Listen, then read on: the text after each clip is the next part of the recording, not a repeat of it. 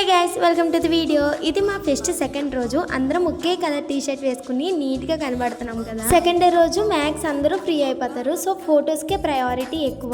ఆ తర్వాత మేము లంచ్ చేయడానికి వెళ్ళిపోయినాము. యాక్చువల్లీ ఫస్ట్ డే మేము అంత కంఫర్టబుల్ గా తినలేము. బికాజ్ చీర కట్టుకుని అంత వేడిలో నుంచొని తినాలంటే చాలా కష్టం కదా. సో ఈ రోజు అయితే మాకు చాలా ఫ్రీగా మేము తినేస్తాము. మా ఫస్ట్ ఇయర్ నుంచి మేము ఇదే ఫాలో అయిపోతూ వచ్చాము. ఫస్ట్ డే ఎవరు అంత బాగా తినము. సెకండ్ డే మాత్రం శుభ్రంగా తింటాము.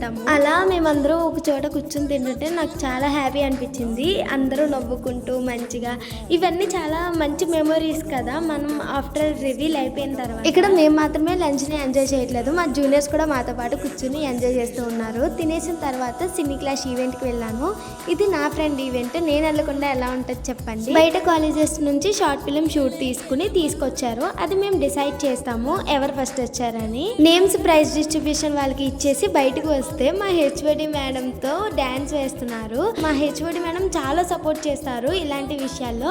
అండ్ చదువు విషయంలో కూడా చాలా స్ట్రిక్ట్ గా ఉంటారు మేడం. అందుకే మాకు చాలా ఇష్టం మేడం అంటే. ఇప్పటి వరకు మా కాలేజ్ లో ఏ బ్రాంచ్ ఫెస్ట్ కూడా ఇంత బాగా జరగదేమో. మా హెచ్ఓడి మేడం సపోర్ట్ వల్ల మా ఫెస్ట్ చాలా బాగా జరిగింది. నిజంగా మేము చాలా ఎంజాయ్ చేసినాము.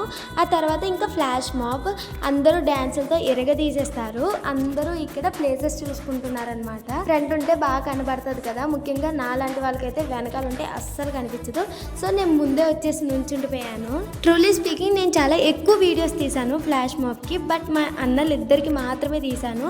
మ్యాక్స్ నా దగ్గరికి చాలా మంది వచ్చి అడిగారు, నువ్వు వీడియోస్ తీసావు కదా నాకు పెట్టు అని చెప్పేసి.